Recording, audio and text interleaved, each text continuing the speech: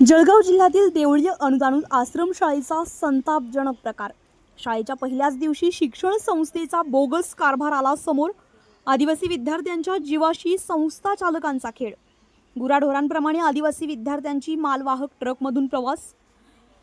मालवाहू ट्रकमध्ये 70 आदिवासी विद्यार्थींना एकत्र बसवून तब्बल 200 किलोमीटरचा जीवघेणा प्रवास।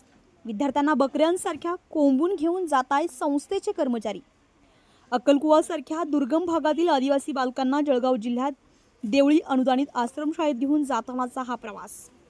अक्कलकुवा येथून देवळी या गावचे अंतर सुमारे 200 किलोमीटरपेक्षा अधिक असताना देखील सदर संस्थेने मुलांना बस, चारचाकी वाहनांतून न नेता माल वाहतूक करणाऱ्या वाहनांतून नेण्याचा प्रयत्न केलाय। विशेष म्हणजे दुपारी 2 वाजेपर्यंत संस्थेने मुलांना ना नाश्ता ना जेवण दिलं होतं। त्यामुळे मुलांचा चेहरा निस्तेज पडला होता, तर मुलींना नेताना त्यांची काळजी घेण्यासाठी त्यात कोणतीही महिला कर्मचारी नव्हती।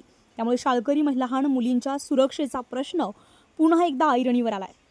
6 ते 8 वर्ष वयोगटातील विद्यार्थ्यांच्या सुरक्षेची कोणतीही काळजी न घेणाऱ्या संस्था चालकावर आणि संबंधित शिक्षकांवर गुन्हे दाखल करून कारवाई करण्यात यावी अशी मागणी होते। बेधडक मी मराठी न्यूजसाठी ब्युरो रिपोर्ट, नंदुरबार।